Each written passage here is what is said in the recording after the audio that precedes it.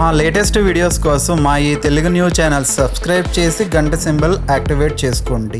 రేపు శుక్రవారం ఎంతో పవిత్రమైన రోజు మరియు లక్ష్మీదేవి కటాక్షం పొందే అద్భుతమైన రోజు కనుక ఈరోజు సాయంత్రం 6 గంటల్లోపు మీకు వేప చెట్టు కనిపిస్తే ఈ ఒక్క మాట అనండి చాలు. ఎందుకంటే ఈరోజు వేప చెట్టు సాక్షాత్తు కల్పవృక్షంలా మారి మీ కోరికలను తీర్చడానికి సిద్ధంగా ఉంటుంది. కాబట్టి ఈ ఒక్క చిన్న పని చేసి చూడండి. కేవలం 1 గంటలోనే మీ జాతకం మారిపోయి అపర కుబేరులు అయ్యే యోగం కలుగుతుంది. మన హిందూ ధర్మంలో మరియు శాస్త్రాలలో కాలానికి, సమయానికి, ప్రకృతికి విడదీయరాని సంబంధం ఉంది.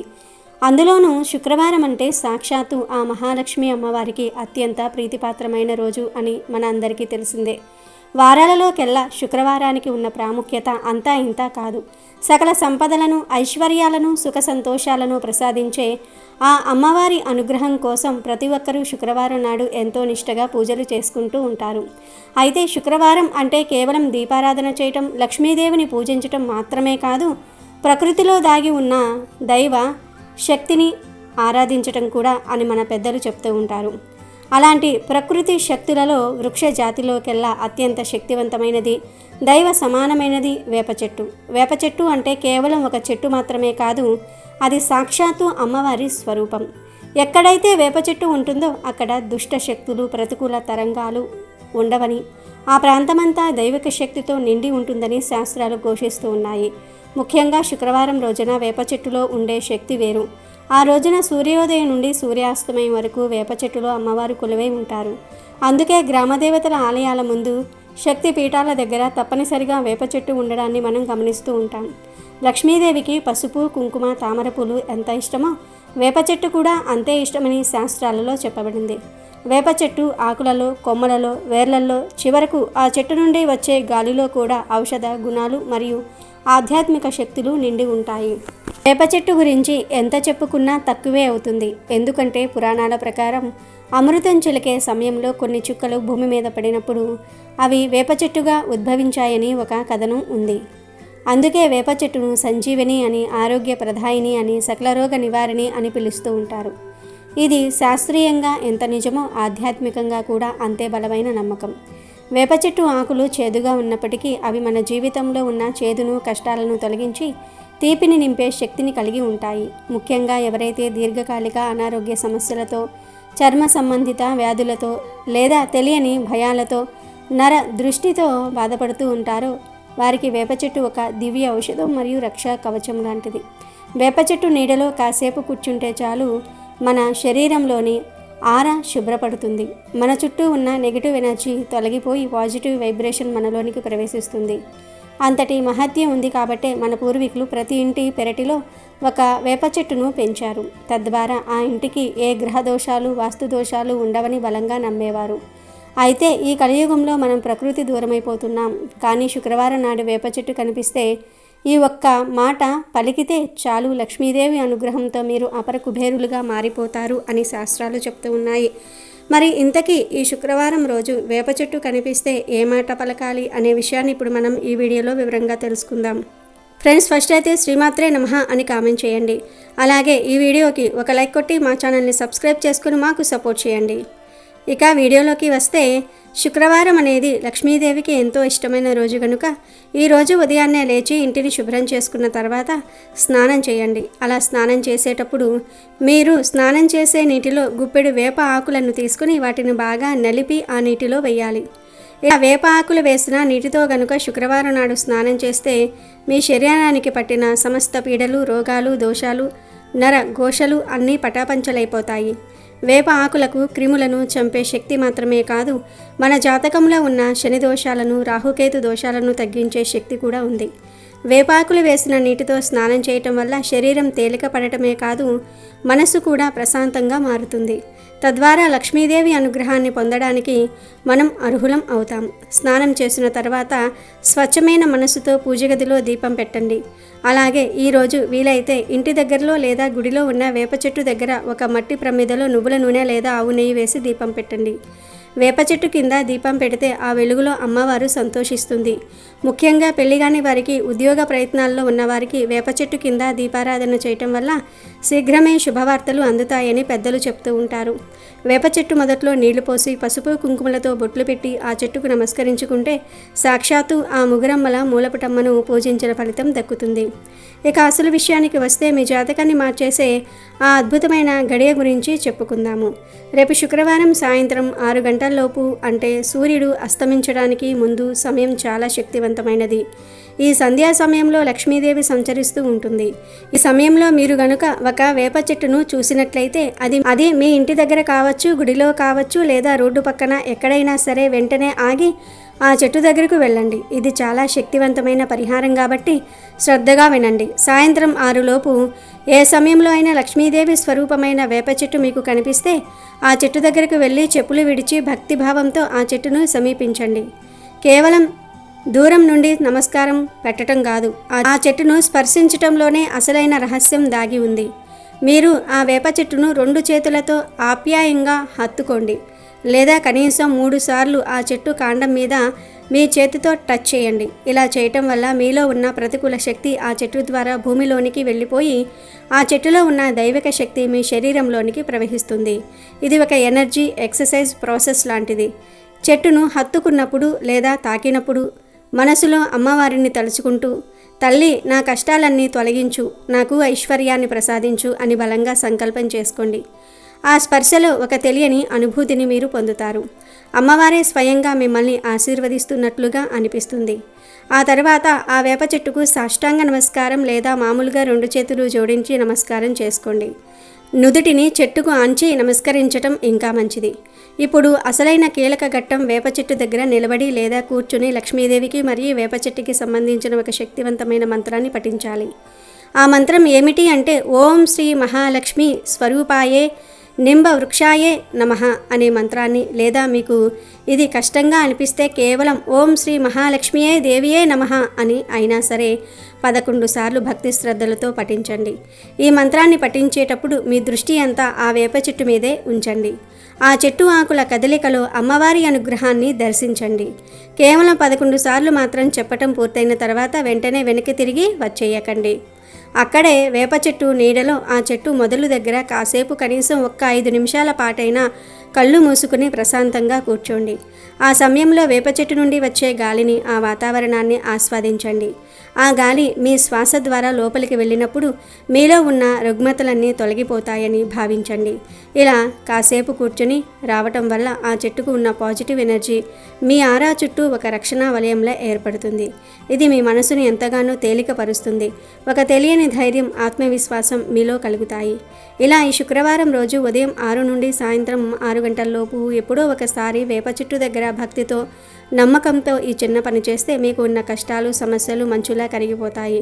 ముఖ్యంగా ఆర్థిక సమస్యలతో సతమతమవుతున్న వారికి ఇది ఒక అద్భుతమైన మార్గం. వేప చెట్టు సాక్షిగా మీరు కోరుకున్న కోరికలు లక్ష్మీదేవి చెవిన పడతాయి. ధనం విపరీతంగా ఆకర్షింపబడుతుంది. ఎక్కడో ఆగిపోయిన బాకీలు వసూలవుతూ ఉంటాయి. వ్యాపారంలో నష్టాలు ఉంటే లాభాల బాట పడతాయి. ఉద్యోగంలో సమస్యలు ఉంటే తొలగిపోతాయి. లక్ష్మీదేవి అనుగ్రహం పుష్కలంగా కలుగుతుంది. నమ్మకమే దైవం అంటారు కదా, పూర్తి నమ్మకంతో చేస్తే ఫలితం తప్పక ఉంటుంది.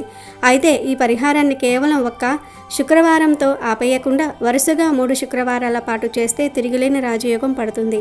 మొదటి శుక్రవారం మీకు మానసిక ప్రశాంతత లభిస్తుంది. 2వ శుక్రవారం నాటికి మీ సమస్యలకు పరిష్కార మార్గాలు కనిపిస్తాయి.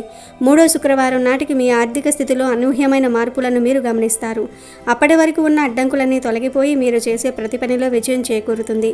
లక్ష్మీదేవి ఎప్పుడూ పరిశుభ్రతను, భక్తిని, పట్టుదలను మెచ్చుకుంటుంది. కనుక ఈ 3 వారాలు కూడా నియమనిష్టలతో ఉంటూ వేప చెట్టును ఆరాధిస్తే అపర కుబేరులు అవ్వటం ఖాయం. కాబట్టి రేపు సాయంత్రం వేప చెట్టు కనిపిస్తే మాత్రం పొరపాటున కూడా వదిలిపెట్టకండి. ఈ చిన్న మాటను పలికి మీ జీవితాన్ని మార్చేసుకుని ఆనందంగా జీవించండి. ఆడవాళ్ళు శుక్రవారం రోజు చేయకూడని పనులు ఏమిటో, ఆ పనులు చేయటం వలన ఎలాంటి ఫలితాలు కలుగుతాయో ఈరోజు మనం ఈ వీడియోలో తెలుసుకుందాము. కొంతమంది వారికి ఉన్న ఆచారం ప్రకారం లేదా ప్రాంతాల వారికి ఆ రోజున ఆ పని చేయాలి, ఆ రోజు ఆ పని చేయకూడదు అని అంటూ ఉంటారు. పెద్దవారు ఇంట్లో ఉంటే వారు ఏ రోజు ఎలాంటి పనులు చేయాలి అనే విషయాలను చెప్తూ ఉంటారు. అసలు ఏ రోజు ఎలాంటి ఎలాంటి పనులు చేయాలో అనే వాటికి కొన్ని నియమాలు అనేవి ఉన్నాయి. కొంతమంది అవి తెలియక ఆ పనులను చేసి ఇబ్బందులను పడుతూ ఉంటారు. ఆ ఇబ్బందుల సమస్యల వలన ఒకదాని తర్వాత ఒకటి సమస్యలు ఎదురవుతూనే ఉంటాయి. వీటన్నిటికీ కారణం మనం చేసే పనులు మాత్రమే. మరి శుక్రవారం రోజు కొన్ని పనులను చేయకూడదని శాస్త్రాలు చెప్తూ ఉన్నాయి.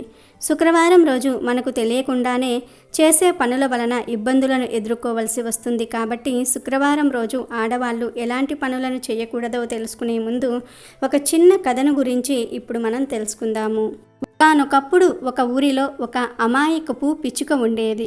మనసులో ఏ కల్మషం లేని ఆ పిచ్చుకకు ఒకరోజు ఒక కాకుల గుంపు పరిచయం అయ్యింది. ఆ కాకులతో పిచ్చుకకు స్నేహం ఏర్పడింది. పిచ్చుకకు తన తోటి పక్షులు అన్నీ ఆ కాకులతో స్నేహం చెయ్యవద్దు, అవి మంచివి కావు అని చెప్పేవి. కానీ ఆ పిచ్చుక మాట వినలేదు. ఒకరోజు కాకుల గుంపు ఆహారం కోసం వెళ్తూ వాళ్ళు ఎక్కడికి వెళ్తున్నారో చెప్పకుండా పిచ్చుకను కూడా తోడు రమ్మన్నాయి. అమాయకపు పిచ్చుక ఎక్కడికి ఎందుకు అని అడగకుండా ఆ కాకులను గుడ్డిగా నమ్మి వాటితో వెళ్తుంది.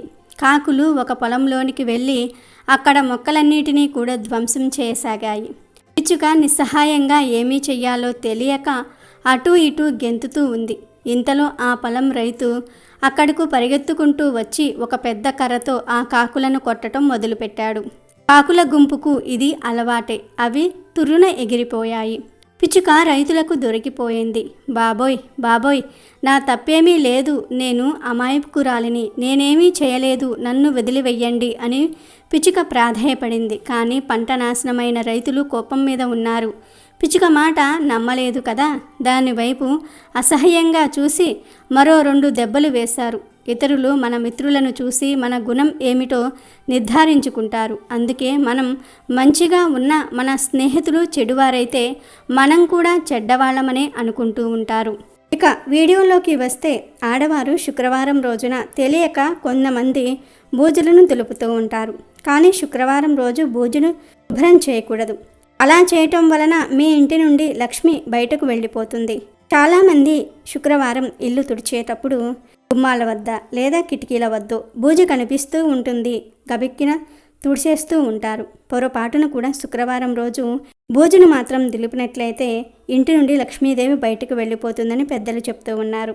లక్ష్మి బయటకు వెళ్ళటం వలన దరిద్ర దేవత మీ ఇంట్లోకి అడుగు పెడుతుంది. దీనివలన మీరు అనేక కష్టాలను సమస్యలను ఎదుర్కోవలసి వస్తుంది.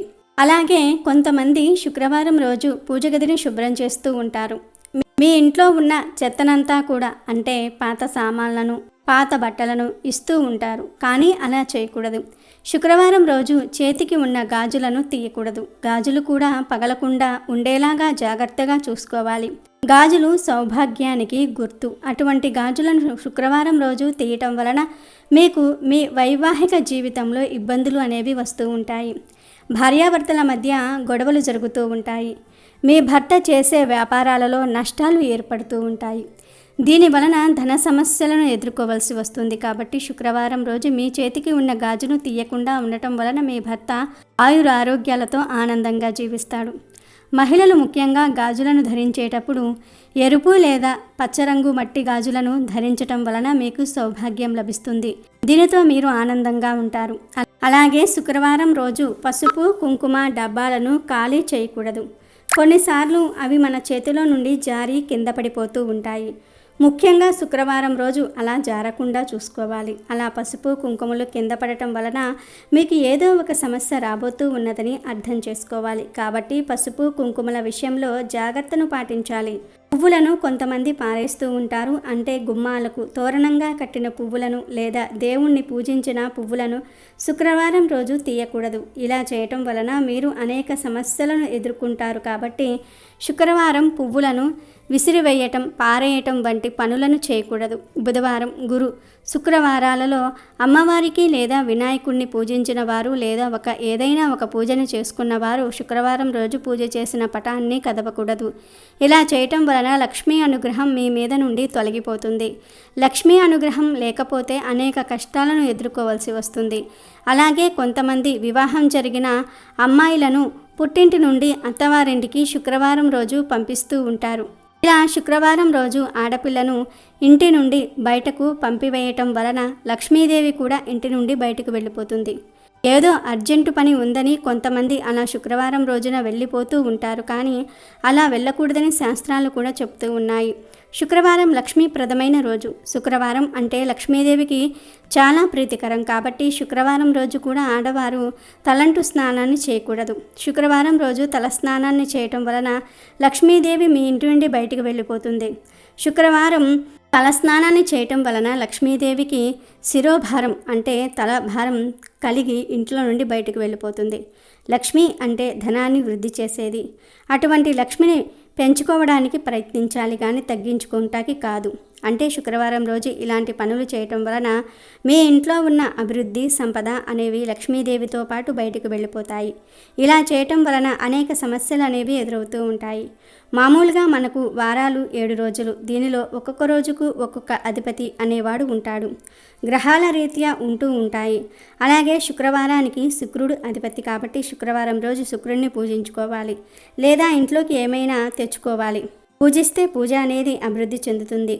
అలాగే ఇంట్లోకి ఏవైనా వస్తువులు తెచ్చుకుంటే అది అభివృద్ధి చెందుతుంది. కాబట్టి శుక్రవారం రోజు ఇంట్లో నుండి ఏదైనా బయటకు పడేసినా, ఎవరు ఏదైనా ఇచ్చినా అవి ఇంట్లో నుండి ఎప్పుడూ కూడా చూసినా బయటకు పోతూనే ఉంటాయి. అంటే మీరు శుక్రవారం రోజు ధనాన్ని ఎవరికైనా ఇచ్చినా, లేదా ఇప్పుడు మనం చెప్పుకున్న విధంగా తలస్నానం చేయటం వలన లక్ష్మి బయటకు వెళ్ళిపోతుంది అంటున్నారు పెద్దలు. అలా కాకుండా శుక్రవారం రోజు ఏదైనా మంచి వస్తువుని ఇంటికి తెచ్చుకుంటే అది ఇంట్లో ఎప్పుడూ స్థిరంగా ఉంటుంది. కాబట్టి శుక్రవారం రోజు ఇలాంటి పనులను చేయకూడదు. ఇది మన పూర్వీకుల నుండి వస్తున్న ఆచారమే. పూర్వం మన వాళ్ళు ఈ పద్ధతులను అనుసరించి మంచి ఫలితాలను పొందటం వలన అది మనకు ఆచారంగా మారింది. అలాగే శుక్రవారం రోజు జుట్టును కత్తిరించటం, గోళ్ళు కత్తిరించుకోవటం వంటి పనులు చేయకూడదు. మగవారు క్షవరాన్ని శుక్రవారం, మంగళవారం రోజులలో చేయించుకోకూడదు. ఇలా చేయటం వలన మీకు ఇబ్బందులు వస్తాయి. గోళ్ళు కట్ చేసినప్పుడు గోళ్ళు ఎక్కడైనా సరే ఇంట్లో పడిపోతూ ఉంటాయి. దీనివలన లక్ష్మీదేవికి కోపం వచ్చి ఇంట్లో నుండి బయటకు వెళ్ళిపోతుంది. కొంతమందికి శుక్రవారం ఇలాంటి పనులు చేయటం వలన చెడు జరుగుతుందా అనే అనుమానాలు ఉంటూ ఉంటాయి. అలాంటి అనుమానాలను పెట్టుకోకూడదు. ఎందుకంటే ఇది మన పూర్వీకుల నుండి వచ్చిన ఆచారం కాబట్టి శుక్రవారం రోజు ఇలాంటి పనులను చేయకూడదు. ఒకవేళ శుక్రవారం రోజు చేయవలసి వస్తే శుక్రవారం ముందు రోజు అంటే గురువారం రోజే మీ పనులను చేసుకోవాలి. ఇలా చేయటం వలన మంచి ఫలితాలను పొందుకుంటారు. అంతేకాకుండా లక్ష్మీదేవి అనుగ్రహాన్ని మీరు పొందుతారు. దీనివలన మీరు కుటుంబంతో ఆనందంగా అష్టైశ్వర్యాలతో జీవిస్తారు. అలాగే శుక్రవారం రోజు చీపుర్లను కొనడం కానీ, ఉన్న పాత చీపుర్లను బయట పాడవేయటం కానీ చేయకూడదు. శుక్రవారం రోజు ఆడవారు డబ్బులను ఎవ్వరికీ అప్పుగా ఇవ్వకూడదు. కానీ శుక్రవారం రోజు మీ ఇంట్లోకి ధనం అనేది రావచ్చు. శుక్రవారం రోజు ధనాన్ని ఇవ్వటం వలన లక్ష్మీదేవి ఇంట్లో నుండి బయటకు వెళ్ళిపోతుంది. అలాగే కొంతమంది ఇళ్లల్లో పని మనుషులు ఉంటూ ఉంటారు. వారికి శుక్రవారం రోజు డబ్బులను ఇవ్వవచ్చు.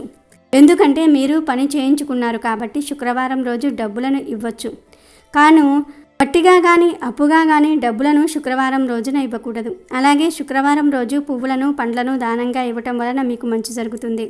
శుక్రవారం రోజు ఏదైనా మీ ఇంటికి వచ్చినట్లయితే వారికి బొట్టు పెట్టి తాంబూలాన్ని ఇవ్వాలి. అంటే శుక్రవారం రోజు ఎవరైనా ఒక పెళ్ళైన ముత్తైదు మీ ఇంటికి వస్తే వారికి బొట్టు పెట్టి తాంబూలాన్ని ఇవ్వాలని మన పెద్దలు చెప్తూ ఉంటారు.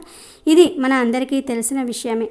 ఇలా ఇవ్వటం వలన సాక్షాత్తు లక్ష్మీదేవికే బొట్టు పెట్టి తాంబూలాన్ని ఇచ్చినట్లుగా మన శాస్త్రాలు చెప్తూ ఉన్నాయి. శుక్రవారం రోజు మీ ఇంటికి ఎవరైనా అతిథులు వచ్చినప్పుడు వారికి లక్ష్మీ స్వరూపంగా భావించి వారికి సేవలు చేయటం వలన లక్ష్మీ అనుగ్రహాన్ని మీరు పొందుకుంటారు. అంతేగాని ఉచితంగా శుక్రవారం రోజు ధనాన్ని ఖర్చు పెట్టడం వలన మీకు సమస్యలు ఎదురవుతాయి. కాబట్టి మీరు కూడా శుక్రవారం రోజు ఇటువంటి చిన్న చిన్న పొరపాట్లను చేస్తూ ఉన్నట్లయితే ఈ రోజు నుండి మానివేయటం వలన మంచి ఫలితాలు పొందటమే కాకుండా లక్ష్మి మీ ఇంట్లో అడుగుపెట్టి మీ ఇంట్లో సిరుల వర్షాన్ని కురిపిస్తుంది. దీనివలన మీరు దేనికి లోటు లేకుండా కుటుంబంతో అష్టైశ్వర్యాలతో సిరి సంపదలతో హాయిగా జీవించగలుగుతారు. అమెజాన్లో బెస్ట్ డిస్కౌంట్స్ కోసం వీడియో డిస్క్రిప్షన్లో లింకు ఉంది, చూడండి. అలాగే మా టెలిగ్రామ్ ఛానల్ సబ్స్క్రైబ్ చేసుకోండి.